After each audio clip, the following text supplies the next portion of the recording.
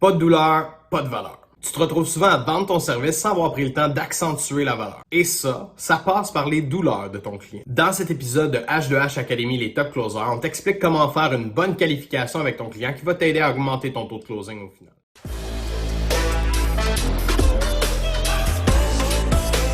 Donc, pour commencer, PL, je veux juste mettre le ton avec une chose pour que tout le monde comprenne bien cet aspect. Si tu qualifies ton client davantage, tu te retrouves avec des gens de meilleure qualité sur tes appels de vente.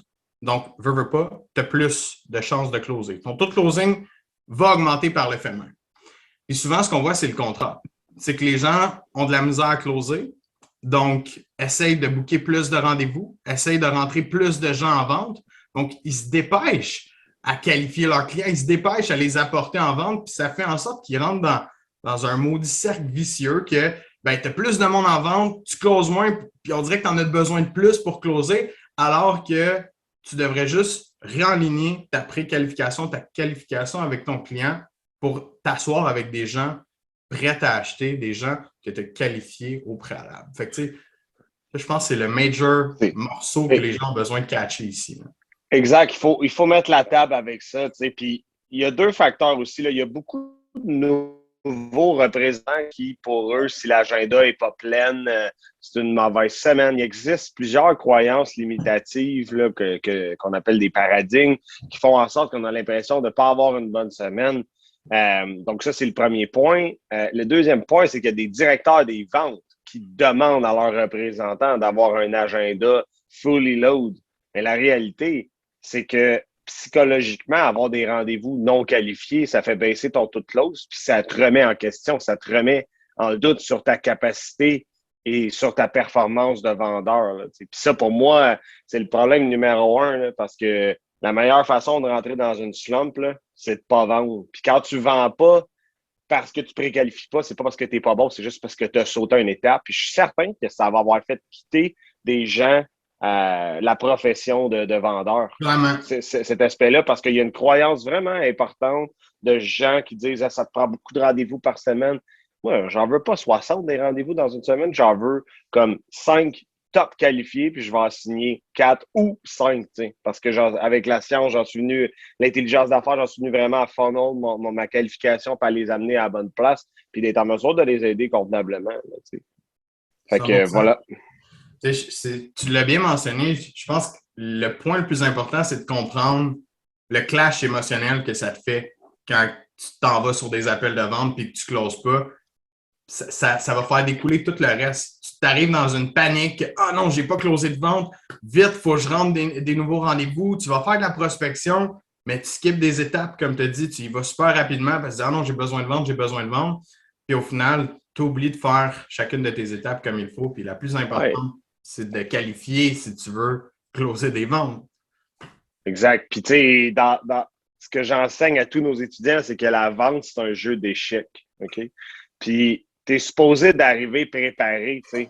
On doit être très analytique dans notre processus, mais la préqualification, c'est une partie importante de préparation à ta game d'échecs.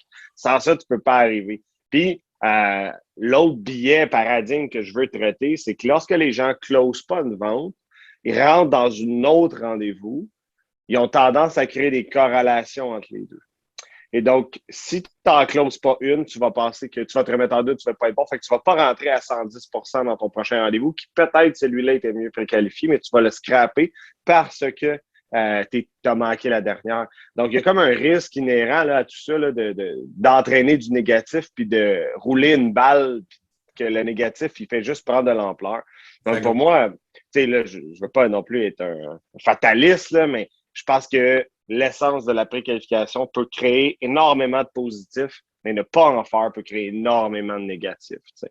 Alors, ce que je propose, c'est qu'on jump in pour expliquer comment bâtir une préqualif puis quels sont les pain points qui nous aident à bâtir cette préqualif-là. Je voudrais même qu'on dise c'est quoi un bon client qualifié, tu sais, puis tout domaine confondu, là. Moi, je commencerai avec ça. C'est quoi les points qui font en sorte que ton client il est qualifié quand il arrive sur un appel de vente avec toi, par exemple? Peux-tu m'en nommer 3-4, mettons, que tu le sais sur le bout des doigts? sur le bout des doigts, bien évidemment, il a besoin du produit dans un laps de temps court. Donc, ça, pour moi, c'est un client qui est très, très réchauffé. On peut faire la business avec des gens qui ont besoin du produit plus loin, mais il faut trouver des arguments. Puis de le savoir en préqualification, ça nous met tout de suite en position de se préparer dans notre game d'échecs à pouvoir gagner cette mission-là. Laps de temps court, là. Très, très bon. Laps de temps. Deuxième point obvious, c'est le budget. Je pense qu'il y a beaucoup de gens qui ne sont pas capables de demander un budget. C'est quoi votre budget pour le produit? Est-ce que c'est pour une job de fenêtre? Est-ce que c'est pour une job, un produit, un service? T'sais, on en a qui vendent des logiciels à 100 000 pour être capable de tester la température de l'eau, là, parce qu'à 100 000, si tu ne parles pas de budget, il va tomber en bas de sa chaise quand tu vas lui proposer le prix. Donc, ça, c'est le deuxième. Puis le troisième, c'est qui prend la décision? Si-tu le conjoint, c'est les actionnaire. Pour moi, ces trois-là, ça serait un gros minimum. C'est vrai, si tu arrives avec ça et que tes pions sont bien placés, que tu as toutes les informations, les chances que tu ne closes pas viennent de diminuer de 80 là, sur ça. Exact. Parce que, puis il ne faut pas avoir peur de disqualifier. Hein. C'est comme, au terme de la rencontre, s'il n'est pas qualifié, on le flush that's it. Là, clairement. C'est tout. Moi, je voudrais continuer sur les autres points que tu as mentionnés tantôt. Maintenant, on a setupé 3 paramètres qui font en sorte que ton client est qualifié. Fait que maintenant, comment est-ce qu'on fait pour les apporter là? Comment est-ce qu'on fait pour les qualifier dans le processus initial? Où est-ce que ça se passe aussi, cette qualification-là? Quand est-ce qu'on doit la faire? C'est où dans le processus? Fait que toi, comment tu le vois? Normalement, moi, c'est que dans plusieurs entreprises, il y a des gens qui vont dire je fais une prise de rendez-vous pour booker le client. Donc, c'est à ce moment-là bien précis que moi, je le fais. Donc, on prend le temps, au lieu de prendre 30 secondes pour booker un rendez-vous, on va prendre 5 à 8 minutes pour poser cette liste de questions-là pour pouvoir préparer notre dossier. Ça peut se faire sous forme de Zoom, ça peut se faire au téléphone, ça peut se faire dans le commercial, puis ça peut se faire dans le résidentiel aussi. Donc, c'est juste un moment. Sinon, j'en connais d'autres qui le font par courriel aussi parce qu'ils sont submergés. Et on en a beaucoup parlé cette semaine, par courriel, par texto. C'est un peu une forme de communication peu performante dans la vente. Donc, on est mieux de parler de humain à humain avec la personne au téléphone, puis d'échanger, puis déjà commencer à amorcer la relation. Ouais. Je donne un exemple là, dans ma compagnie de système d'alarme. Les gens, ils confirmaient le rendez-vous, ils envoyaient un questionnaire de 80 questions. C'était incroyable comment c'était long. Il y a des clients qui les remplissaient. La très grande majorité ne le faisaient pas. Fait que la très grande majorité, on arrivait en rendez-vous pas préparé. Fait que ce qui est essentiel, c'est d'arriver préparé. Donc, de juste se donner la peine de prendre un moment. Et puis donc, arrêtez de dire je fais de la prise de rendez-vous, c'est je fais de la préqualification pour savoir si je peux vous aider et comment je peux vous aider. Est-ce que je suis la bonne ressource pour vous aider? Sinon, je vais vous référer ailleurs, c'est pas grave. Là. Moi, le concept de temps, là, je pense qu'il est mal compris des fois là-dedans. Tu sais, on pousse pour avoir un rendez-vous, pour apporter un client dans notre pipeline, puis on ne prend pas le temps de lui demander 3-4 questions pour voir si ça fit vraiment. Puis là, on passe un autre 30 minutes en appel avec lui pour cerner tous ses besoins, pour être sûr que ça fait du sens. Puis après ça, on passe un autre 30-40 minutes avec lui sur un appel de vente. Puis au début, on avait juste 2 minutes à prendre pour s'assurer que c'était beau. Puis là, tu finis ton appel, tu parles de prix. Oh non, pas en tout, ça ne marche pas, ce prix-là, c'est pas bon pour moi. Tu sais, autant pour toi que pour le client, ils viennent de perdre 2 heures, tu viens de perdre 2 heures. Dans le monde, il y a 4 heures qui viennent de se perdre là, pour rien vendre que ça n'avait pas besoin d'aide. Fait que moi, j'aime ça le dire au client, écoute, je ne veux pas te faire perdre ton temps, je sais que c'est super précieux ton temps, le mien aussi est précieux. Maintenant qu'on a un rendez-vous de 7 je veux juste m'assurer qu'on va pouvoir t'aider avec ce que tu as besoin. J'ai 2-3 questions. 1, 2, 3, ça fait-tu du sens? Oui. Non. Ah, OK, gars. J'aurais une autre question d'abord pour voir. Tu sais, des fois, tu veux essayer de comprendre si tu peux l'aider vraiment. Fait que, ayez pas peur de les poser, ces questions-là, par respect pour votre client aussi. Parce que si à la fin, c'est pas bon pour lui ce que tu lui proposes parce que justement, il n'était pas qualifié du tout et tu n'as pas pris le temps de le faire, lui, il pense que tu peux l'aider parce que c'est toi qui proposes de l'amener dans une rencontre. Fait aveuglément, il te fait confiance. Là. Il se dit OK, ben là, ce gars-là, il peut m'aider. Mais down the road, si tu as pris 2 heures puis ça ne servait à rien, c'est plate pour lui. Puis c'est encore plus plate pour toi parce que tu aurais pu faire une vente ailleurs. Tu aurais pu aller générer de l'argent pendant ce temps-là, de générer d'autres prospects qui, eux, fitaient avec le service, le prix, l'offre que tu avais. Donc, le concept de temps, c'est super important. Puis pour aller comme dans le budget, souvent cette question-là va créer. Les gens sont réfractaires à répondre à ça. T'sais. Puis, je veux dire, sans avoir de l'air coquille ou sans avoir de l'air au-dessus de tes affaires, si les gens sont comme, ben là, pourquoi tu veux savoir ça? Ben, c'est pour savoir si mon service cadre dans votre budget. Parce que s'il ne cadre pas, ça ne sert à rien qu'on se parle. Parce qu'à la fin, vous allez me dire c'est trop cher ou c'est pas ce que je recherche. Puis moi, je ne veux pas me rendre là parce que je m'adresse à voici mes critères pour les entreprises, vous fitez là-dedans, je veux savoir si vous, dans votre tête, ça fait du sens avec ça. Parfait. Après ça, quand on dit budget, on ne dit pas de dire un prix. On va juste aller tester la température de l'eau. Es-tu prêt à se mouiller ou il n'est pas prêt à se mouiller? Puis dans le contexte actuel où on est dans l'hyperinflation, là, tout augmente en sans dessin. Là, tester le budget, c'est important parce qu'il y a encore du monde qui sont coincés en 2019. Là. Ils pensent encore qu'une maison unifamiliale, ça vaut 200 000. C'est important de tester l'eau parce que tu vas perdre du temps avec des gens qui ont comme pas écouté les nouvelles dans les 2 dernières années et qu'ils n'ont pas vu que tout avait augmenté. Là, il y en a encore. Donc, je pense que c'est juste de mettre la table et éviter les objections potentielles qui vont découler au closing, là, définitivement. Pour faire du pouce sur le budget, moi, je rajouterais au niveau B2B, parce que toi, tu es plus dans le B2C, moi, je suis plus dans le B2B, là, si on le regarde de deux parties différentes. Moi, j'aime bien regarder le chiffre d'affaires avant le budget. Parce que souvent, je vends du marketing, puis les gens, ils ne savent pas c'est quoi un bon budget marketing. Puis si tu dis combien tu veux mettre en marketing, bien souvent, l'entreprise va dire 500$ par mois. Puis lui, avec son 500, il pense qu'il va faire 100 000 par mois, là, ce qui est complètement irréaliste dans le monde du marketing payant. Fait que moi, j'aime mieux souvent saisir s'il y a le fit, si je sais qu'il y a l'argent pour investir ce genre de montant-là. Je lui demande son budget quand il en met déjà. Comment OK, t'en mets en marketing, parfait. Ou comme quelqu'un pour toi qui magasine un système d'alarme, il y en a un budget pour ça. Il est déjà établi. Fait, dans le B2B, moi, je me fie énormément à son chiffre d'affaires. Puis ça aussi, c'est un truc que je vois beaucoup là, dans nos étudiants, voire même des gens qui n'avaient pas la capacité de demander ça, le chiffre d'affaires d'une entreprise. Ça se demande, ça. Ben oui, puis s'il y a de quoi, les entrepreneurs sont contents de te le dire, leur chiffre d'affaires. Des fois, ils sont même oui. Puis les vendeurs, c'est pareil. Quand on parle à des futurs étudiants, je demande combien vous avez fait l'année passée. T'sais. Je veux savoir où est-ce que tu te situes dans ta carrière. Comment est-ce que je peux vraiment t'aider? Est-ce que je suis vraiment la bonne personne? Parce que si tu fais 200 000 par mois, probablement pas la bonne personne. C'est ça, exact. Et, je veux dire, à un moment donné, il faut rester réaliste. Donc, moi, je pense qu'il faut lever le malaise sur l'histoire du budget, sur c'est quoi. Il y a des façons de le faire détourner, là, comme toi tu fais avec le chiffre d'affaires, ou est-ce que vous avez déjà investi dans ce service-là par le passé? Exactement. Donc, c'est une autre question. Oui, on était habitué avec ce genre de choses-là. Parfait. Donc, dans cette optique-là, ça répond un peu à la question du budget. Mais pas adresser le budget, c'est manquer la moitié de la partie d'échec. Ça, c'est clair. Ouais. Il y a une autre question que j'aime bien, autant dans le B2B, dans le B2C. Moi, j'aimerais bien poser à quoi vous attendez de payer pour ça? C'est quoi, qu'est-ce que vous pensez que ça coûte? Puis des fois, tu t'en souviens, des fois, on a vu, quand on allait installer les kits de caméra, ça va coûter 20 000, genre, je suis comme, OK, parfait. Je prenais en note et ils pensent que ça va coûter 20 000. Au final, je disais que c'était 2500, mettons. Oh my God, OK, tu sais. Fait qu'ils voyaient comme un gros clash entre les deux, puis ils étaient contents du prix. Autant que des fois, on l'a vu même quand on coach du monde ou qu'on apporte des gens en appel pour offrir notre formation et notre programme d'accompagnement. Comme une coupe de 100$, là, 100, 200$. OK, tu vois rapidement où est-ce que la barre elle se place pour ça. Tu es capable, s'il faut, de le casser là, de dire, tu penses vraiment que ça vaut ça. Quelqu'un qui faire sa toiture, mettons, tu t'en viens de dire, ça doit coûter 1000$ faire ma toiture. Tabarnak. Non, ça ne coûtera pas 1000$. Il faut que tu remettes la personne dans le bain tout de suite ou au moins que tu lui fasses prendre une prise de conscience que ça ne sera pas ça. Là.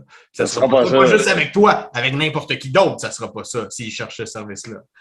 C'est ça. Exactement. Donc, bon point. Puis, le dernier point, on va aller sur le décideur. Puis ensuite, ce que je propose, c'est qu'on analyse les problématiques de closing pour bonifier la préqualification. Okay? Donc, le dernier, c'est le décideur. Une autre question sketch, mais nécessaire, plus que nécessaire. Dans le B2C, je prends cette partie-là, Nick prend le B2B.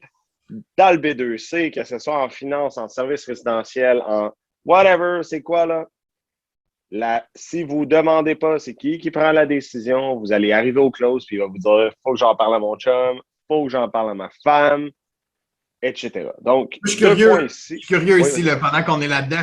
Dans les commentaires, guys, là, qui ici se bloque à ce genre d'argument-là? Ah, il faut que j'en parle avec mon conjoint, il faut que j'en parle avec mon associé. Est-ce que vous arrivez en vente, puis ça vous bloque, puis vous êtes comme, oh shit, là, je ne sais plus où aller, je vais lui laisser le temps de penser, je vais le laisser aller jaser avec son conjoint, sa conjointe, son associé. Moi, je veux savoir, faites juste un petit WhatsApp. Moi, ça m'arrive. Fait que je veux savoir qui vit ça constamment. Parce que là, écoutez bien, c'est des trucs super précis, faciles à mettre en place pour vous. Parfait. Donc, si je m'adresse à une femme en B2C, je vais dire, est-ce que c'est vous le boss à la maison? Parce que je peux pas insulter, je peux pas insulter un homme. Je peux insulter un homme en disant ça, mais je peux pas insulter une femme. Parce que si la femme, c'est vraiment la boss, elle assume sa position à 100 000 à l'heure. Ouais, c'est moi qui prends toutes les décisions. Parfait, c'est réglé. Puis c'est relevant du fond d'humour, tu sais. Fait que là, ça m'aide. Si c'est un homme, je dis, est-ce que les deux décideurs doivent être impliqués dans la relation? Chose importante, je le dis, est-ce que les deux décideurs? Parce qu'à un moment donné, je disais toujours, est-ce que votre conjoint doit être là pour la prise de décision? Puis je me suis buté à, ben, c'est un conjoint. Fait que, puis à plusieurs reprises, je me suis mis la main dans la bouche, puis le pied dans la bouche, bien solidement, parce que mon client était homosexuel, puis j'ai pas eu la sensibilité de faire attention à ça. Donc ça, je vous confirme, essayez de rester un peu plus neutre. Là. Est-ce que vous devez être les deux décideurs, votre conjoint? À ce temps, je dis votre conjoint ou votre conjoint. Puis, au contraire, quand mon client est homosexuel, il apprécie l'attention particulière parce qu'ils se font encore marginalisés. Donc, ils sont comme, ah, OK, vous avez le souci de ce détail-là, je commence déjà à scorer un point dans ma relation, puis j'avance davantage. Donc, moi, j'ai vraiment demandé. Puis les gens sont comme, quand ils me disent c'est moi qui décide, pas de problème, mais rendu au closing, dis-moi pas que tu vas en parler à ta femme parce que je vais te le dire. Tu m'as dit c'est toi qui allais décider. Je me suis déplacé ici parce que je savais qu'on avait des bonnes façons de faire le business. Je te laisserai pas reformuler 1 heure et demie de mon pitch en 6 secondes à ta femme en lui disant ça coûte 500$. Donc, honnêtement, là, c'est quoi la vraie réputation? Parce qu'il me l'a dit en pré-qualif, maintenant je peux m'en servir pour désamorcer. Clairement. Clairement. Je pense qu'il y a beaucoup de monde que ça arrive là, quand on regarde dans les commentaires. Là, c'est assez fréquent. Tu sais, je reviendrai sur le point que tu as dit. Là. Est-ce que c'est qui les décideurs? Tu sais, super important à poser. C'est qui les décideurs? Puis c'est quand est-ce que vous posez cette question-là? C'est pas pendant votre appel de vente. Là. C'est pas dans la rencontre. Là. C'est au premier contact avec ton client ou au deuxième, tout selon comment que ton cycle de vente il est fait à l'heure actuelle, comment tu procèdes. Mais dans ta qualification ou voire même ta préqualification, c'est qui les décideurs? Dans le B2B, c'est exactement le même principe, là, tout simplement. Est-ce que vous avez des associés qui sont sur la table de décision avec vous pour ce genre de truc-là? Non, pas du tout. C'est moi qui est seul qui prend les décisions sur ça. OK, parfait. Je move forward avec lui. Oui, j'ai des associés. Good. J'aimerais ça que dès la prochaine rencontre, ils soient avec nous. Ça va être important qu'ils comprennent qu'est-ce qu'on fait et qu'ils voient exactement qu'est-ce qu'on va vous offrir comme type de service. Whatever, qu'est-ce que tu dis rendu à ce moment-là. Chose certaine, tu veux les avoir, les autres associés, parce que ça, c'est un major bloquant. Si tu arrives à la fin de ton pitch de vente, c'est sûr à 100% qui va te dire, ben non, j'ai pas le choix d'en parler à mes associés. C'est logique qu'il y a des parts. Même chose avec conjoint-conjoint. Tu arrives à la fin, c'est sûr que si tu n'as pas pris le temps de le demander, il va te dire, ben non, il faut que j'aille en demander. Il faut que j'aille demander à mon conjoint, ma conjointe. Puis à la fois, c'est un échappatoire. Même si la personne pourrait prendre la décision d'elle-même ou elle dit, je vais prendre le mot, je vais y aller de l'avant, je vais la prendre.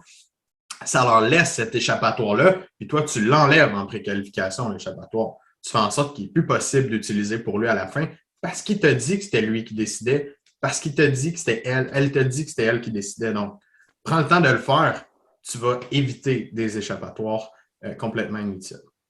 Ah, exact. Puis c'est désamorcer les bombes, tu sais.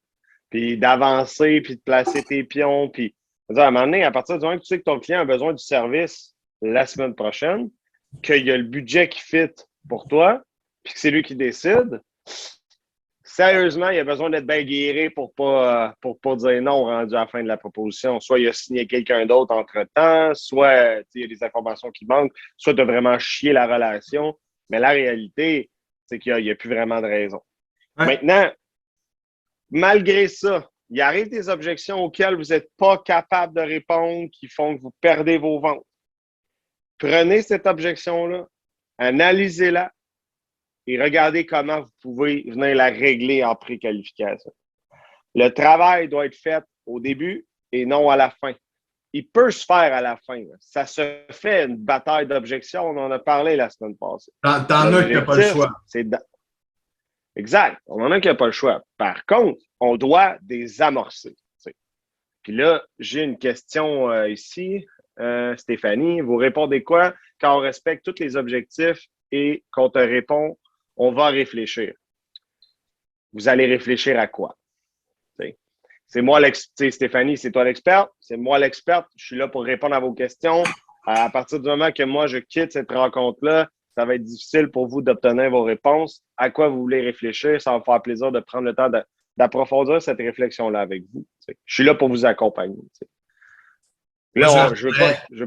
Excuse-moi, je reviendrai même, souvent, on va y réfléchir. Ça peut soulever des points qu'ils n'ont peut-être pas bien saisi des points que tu as mentionnés dans ta vente, des aspects, peut-être des avantages. Tu es allé dans le technique un petit peu. Ils n'ont peut-être pas tout saisi. Donc, ça, c'est un flag. On en a parlé dans le live la semaine dernière sur les objections. Mais assure-toi de valider si tes clients ont bien compris qu'est-ce que tu leur as dit. Donc, quand tu finis d'expliquer quelque chose, c'est parfait. Donc, ça va pour vous. Ouais.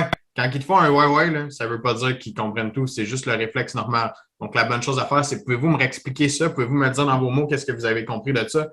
Je ne suis pas sûr. Peux-tu me réexpliquer? OK, ben oui, ça va me faire plaisir. C'est pour ça qu'on prend le temps aujourd'hui. Je vais être sûr que vous comprenez tout. Donc, souvent, je vais aller y réfléchir. C'est pas réellement ça. C'est soit qu'ils n'ont pas bien compris certains points puis qu'ils n'ont pas été convaincus de la valeur que tu allais leur donner là-dedans. Là. Ils n'ont pas vu 100% de la valeur, donc ils ne sont pas certains. Parce que quelqu'un, comme tu dis, Steph, que tu as tout atteint les objectifs, que ton prix est là, les deux décideurs sont là, les deux ils t'aiment, tu as une relation avec ton client, tout est là, c'est probablement par manque de valeur qu'ils ne le perçoivent pas à 100% et ça implique qu'ils n'ont pas tout compris cette valeur-là. Je reviendrai voir le live des objections pour pas qu'on s'étale là-dedans, là, si tu veux creuser dans ça. Excuse-moi, PL. Je t'ai coupé. T'avais-tu d'autres questions? Non, pas de souci. On a un commentaire, mais je ne saisis pas. C'est pas grave. Donc, mais l'objectif, c'est vraiment d'aller creuser, là, que je ne veux pas nécessairement qu'on rentre dans le closing, là, parce que ça, c'est autre chose. Là, mais l'objectif, c'est de saisir quels sont les irritants qu'on va chercher dans le closing pour essayer de voir s'il n'y a pas de solution potentielle pour l'apporter en préqualification. Donc, si là, on creuse un peu la question de Stéphanie, si c'est un manque de compréhension, on pourrait demander en préqualification, c'est quoi votre compréhension de la finance sur 10? CELI, REER, pré-investissement, whatever, pré-hypothécaire, taux d'intérêt. Quelle est votre compréhension sur ça jusqu'à 10? On teste la température de l'eau et on sait que pour la rencontre, on doit davantage éduquer sur certains facteurs avant de se présenter. Donc, on sait davantage à qui on s'adresse. Ça pourrait être une forme de préqualification aussi. Parce qu'on ne veut pas arriver à terme et se faire dire « je vais y réfléchir, je vais y penser » parce que la personne elle a honte de dire qu'elle ne comprend rien. T'sais. Donc, ça peut être une forme de réflexion. Et puis moi, je ne suis pas dans le domaine de la finance, là, on en coach plusieurs, mais ça pourrait être un exemple qui pourrait régler partiellement ou de façon plus importante cette problématique-là. T'sais. Donc, de savoir à qui on s'adresse, c'est quoi leur niveau de compétence, puis comment on enligne le pitch de vente, comment on enligne notre présentation. Je suis 100% d'accord. Tout ce reverse engineer, qu'est-ce que je veux dire, c'est qu'au lieu de partir d'en bas à la préqualif, part de la vente, part de ce que tu as comme réalité et reviens en arrière, voir si tu peux corriger certaines choses, aller jusqu'à ta préqualification, ton premier contact avec ton client pour éviter d'avoir ce genre d'objection-là. Mais comme je disais tantôt, il y a des objections que tu n'auras pas le choix de frapper. Tu ne peux pas toutes les éviter, mais ceux qu'on a mentionnés tantôt, donc le délai. Quand est-ce que tu en as besoin? Est-ce que c'est pour maintenant? Ça se pose très bien en question. Parfait, quand est-ce que tu as besoin de. Ah, moi, c'est pour dans 1 an et demi. Tu vas-tu vraiment te presser à aller pousser cette personne-là, la porter en vente alors que tu n'as peut-être pas du temps nécessairement pour lui, tu vas en mettre avec un autre? Deuxième affaire, les conjointes associées, on l'a réglé cette question-là, je pense que c'est très clair. Puis prévoir le budget, est-ce qu'il est conscient, ton client, qu'il y a de l'argent à investir pour ton produit, ton service, ton offre? Ça aussi, c'est des choses qui se règlent très bien. Donc, une fois que tu as ces 3 points-là qui sont waivés, tu vas avoir des objections normales du genre, ben, regarde, je vais prendre le temps d'aller voir contre la compétition, laisse-moi y réfléchir, toutes des choses comme ça. Mais souvent, ça va lever uniquement des points de tu n'as pas bâti assez de valeur ou peut-être tu n'as pas bâti ta relation avec ton client puis il n'est pas dans un mode qui te fait confiance puis qui a envie de travailler avec toi. Exact. Tu peux tout mettre les mécanismes en place, tu peux avoir ton processus super scellé. Outre, tu laisses ta relation de côté, tu ne vendras jamais rien non plus. La relation, c'est la base dans la vente. Là, ça, si tu n'es pas capable de le mettre, tu ne vendras rien. Même si tu as le meilleur prix, le meilleur tarif, au meilleur moment, meilleur timing avec la personne, si elle taillit la face, ça ne sert à rien. Là. Non, tu peux être l'expert de ton domaine, mais si tu passes à côté de la relation H2H, tu échappes tout. Là, évidemment, s'il te reste juste à passer par-dessus, je vais y passer ou je vais aller voir la compétition. On en a parlé la semaine passée. La technique, tu ramènes une forme d'entonnoir, tu ramènes les gens. Est-ce que vous avez confiance en moi? Est-ce que vous trouvez que mon prix est bon? Ça correspond à votre budget? Dans ce cas-là, pourquoi on ne fait pas en faire ensemble? On va aller trouver quelle est la vraie objection. Puis, ça se peut que ce soit juste une personne qui ne prenne jamais de décision, mais à un moment donné, on va les isoler par leur personnalité, puis on va être capable de l'analyser dès le départ. Donc, je pense que ça fait quand même le tour. C'est un concept pas si sorcier, mais négligé par la très grande majorité de nos étudiants et des gens qui sont dans notre communauté. Prenez une demi-heure, 1 heure pour faire une stratégie ce week-end, mettre ça en place pour la semaine prochaine. Vous allez voir, ça va augmenter votre taux de succès au closing de façon significative. Arrêtez de parler à des gens qui ne sont pas qualifiés, ça va vous craquer psychologiquement parce que quand vous allez rentrer dans une vente et qu'on sait qu'on en a besoin dans une semaine, le budget est là, le décideur est là, je connais mon dossier, je suis prête, ils connaissent exactement ce que je vais leur présenter. Ils ont déjà fait affaire avec quelqu'un de même dans le passé. Moi, je rentre dans ce pitch de vente-là comme un excité à Noël. Là. Comme si c'était la veille de Noël. Là. Tous les éléments sont là. Je suis comme, ça va y aller. Là, alors que quand je n'ai pas ces informations-là, c'est difficile pour moi de me préparer mentalement à réussir. Donc voilà, je pense que ça fait le tour. Pas besoin.